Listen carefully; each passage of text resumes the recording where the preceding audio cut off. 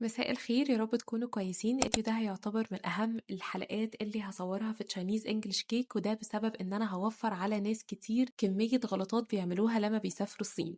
في الفيديو ده هنتكلم عن الورق المطلوب، الطقس هناك، الفلوس، الانترنت، الاماكن اللي هنزورها، وكل حاجة from A to Z. حتى الاكل هنتكلم عنه عشان يبقى عندك فكرة واضحة عن الحاجات اللي انت رايح تقابلها هناك، وما تقعش في اي فخ أو ما تقعش في أي غلط من اللي الناس وقعوا فيه.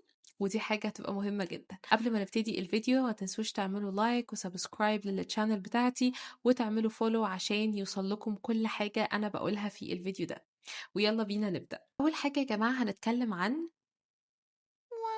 الأوراق المطلوبة قبل السفر. أول حاجة بنحتاج باسبور لا تقل مدة صلاحيته عن 6 شهور. بنحتاج الفيزا بتاعتك، سواء هتكون صادرة من السفارة أو هتكون أنت هتصدرها من مكتب سياحة، أو بتبقى فيزا طالب أو فيزا عمل على حسب الغرض اللي أنت رايح ليه الصين. لازم تكون مجهز حجز فندق وعنوان الشقة اللي أنت هتروح فيها هناك، ولازم تكون مجهز حجز طيران. لازم يكون معاك صور شخصية متعددة، على الأقل 10 من 10 ل 15 صورة خلفية بيضة. صدقني هتحتاجهم في إنجاز العديد من الإجراءات لما تروح هناك.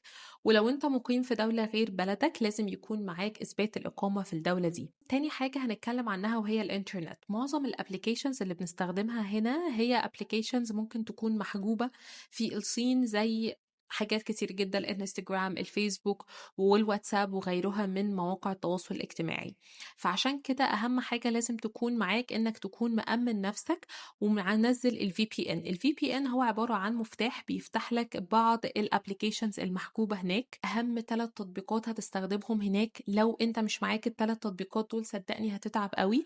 اول تطبيق اللي هو البايدو مابس، وويسين اللي هو الوي تشات. تالت تطبيق اللي هو العلي باي او الدفع عن طريق علي باي. دول اهم التطبيقات اللي بجد هيبقوا مهمين جدا جدا بالنسبه لك، وخصوصا لو انت سافرت الصين.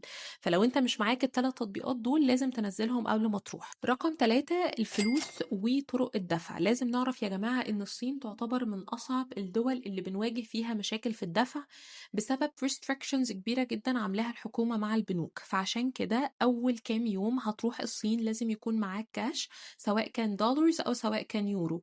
واول ما بتنزل المطار بتحول الكاش دي لليوانات من اي تي ام او اي مصرف موجود هناك. فبالتالي هيكون انت مأمن نفسك كام يوم لحد ما تعمل بنك اكاونت مؤقت او بنك اكاونت دائم للناس اللي هتقعد هناك فوريفر او هيبقى معاها اقامة. او ممكن تستعمل علي باي او ويشين باي. الحاجات دي بجد هي هتسهل عليك كمية دفع في حاجات كتيرة جدا، سواء كان للأوتلز او للسوبر ماركت وغيرها. فبجد هي مهمة قوي، ما ننساش بجد نستخدمهم. رقم 4 هي المواصلات. من الحاجات المهمة برضو اللي هنتكلم عنها وهي المواصلات اكتر حاجة مهمة وهتيسر لك بجد كل حاجة في التنقلات هو المترو سريع جدا مقارنة بالمتروز الموجودة في البلاد التانية. كما ان هو في المتروز في الصين بتقفل بدري مقارنة بالبلاد التانية. فلازم انت تكون عارف ان المترو بيقفل اخره 9 او 8 وممكن 10 في الليل على حسب المدينة. ولازم تكون حاطط في دماغك ان لو انت واجهت اي صعوبة في ترجمة بعض المحطات او بعض الاماكن اللي انت عايز تروحها، لازم يكون معاك ويسين، عشان الويسين او الويتشات هو اللي هيساعدك في الترجمة. فبجد الموضوع مهم جدا. لو انت اتأخرت عن المترو انت في مشوار بالليل، بلاش تركب اوبر، هتركب ابلكيشن اسمه ديدي بجد من اهم الابلكيشنز اللي ممكن تستخدمها في الصين، واللي هيوفر عليك وقت وفلوس. خامس حاجة الاكل تعتبر من اكتر الحاجات اللي بيقابلها العرب. ممكن تكون تشالنجينج بسبب ان ثقافة الاكل عندنا غير عندهم، وبسبب ان الاكل نفسه اصلا مختلف. فانت لو مسلم لازم يكون معاك كلمة حافظها اسمها تسينجن يعني حلال. لازم تكون الكلمة دي انت عارفها، ولازم لما تروح اي مطعم تعرف ان من اكتر الحاجات اللي لازم هتواجهها ان انت تشرح لهم ان انت عايز اكل حلال.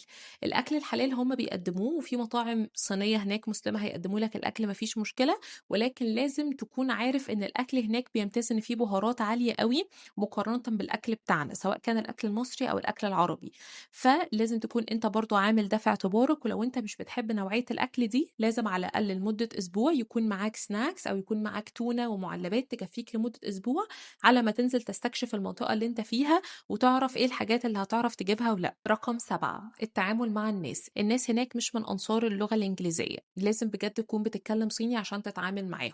بس هل معنى كده إن أنا لو ما اتكلمتش صيني مش هاعرف أتعامل؟ أكيد لأ، أكيد في ويسين وتطبيقات سهّلت كتير، كتير الممارسة مع الأجانب باللغة اللي أنت عايزها، يعني مثلًا لو بتتكلم English ممكن نستعمل الWeishin إن هو يترجم لك الكلام اللي أنت بتقوله للصيني، فبالتالي هيحصل interaction. لازم تكون عارف إن الشعب الصيني شعب ودود ومتطلع لكل ما هو غريب، يعني مثلًا هو شعب ودود جدًا، ممكن يطلب إن هو يتصور معاك، ممكن إن هو يبقى لطيف معاك لمجرد إن أنت الfeathers أو الشكل بتاعك مختلف عنهم، فده ممكن يكون سبب كويس أوي إن أنتم تتعرّفوا على بعض وإن هم يطلبوا يتصوّروا معاك وكده، فما تقلقش هم طبعهم كده ودي حاجة بجد كويسة، ولكن احترس لإن في بعض منهم بيستغل الموضوع ده لطرق النصب والاحتيال وإن هم يسرقوا منّك فلوسك، فخلّي بالك وأنت بتتعامل مع الناس. فقرة رقم 8 حاجات لازم تاخدها معاك قبل ما تسافر الصين. Number 1 الadapter أو المشترك بتاع الفيشة، لازم تكون عارف إن المشترك بتاع الفيش هناك مختلف غير عندنا، ولو أنت مسافر بالشاحن من غير adapter هتعاني كتير جدًا، جدًا على ما تلاقي الadapter المناسب للشاحن بتاعك. تاني حاجة لازم يكون معاك power bank، الpower bank بجد مهم جدًا، جدًا وهينصفك في حاجات كتير، لإن في الأماكن بتبقى متباعدة عن بعضها، وفي نفس الوقت بتحتاج إن أنت تاخد وقت كتير جدًا على ما توصل لأقرب مكان فيه adapter مناسب للشاحن. لازم يكون معاك نسخة من كل أوراقك على الموبايل، عشان لو لا قدر الله أنت اتسرقت أو أوراقك ضاعت يبقى معاك ما يثبت هويتك، ودي حاجة مهمة جدًا عشان لو الشرطة وقفتك أو بيسألوك عن أي حاجة. لازم يكون عندك برضه صورة ورقية لعنوان الفندق، ولازم يكون معاك ماسكات، الماسكات اللي هي بتبقى زي الكمامة كده من هنا، بتكون خفيفة لإن الجو هناك ساقعة في بعض الأماكن، فممكن يجيب لك برد أو ممكن يجيب لك نزلات معوية. آخر حاجة هاختم بيها الفيديو بتاعي هو إن بجد الصين بلد حلوة جدًا، ولكن زيها زي أي بلد بنحتاج إن إحنا ناخد حذرنا قبل ما نروح هناك بسبب بعض الأشياء المختلفة عن ثقافتنا. لو عايزين part 2 أو عايزين تسألوا عن أي حاجة خاصة بالسفر للصين ممكن تكتبوا لي في الكومنتس وهاعمل منها جزء تاني. ما تنسوش تعملوا لايك وسبسكرايب للchannel بتاعتي وتعملوا activation للbell button عشان يوصل لكم كل جديد. والصيني مش بويا بويا، وباي باي.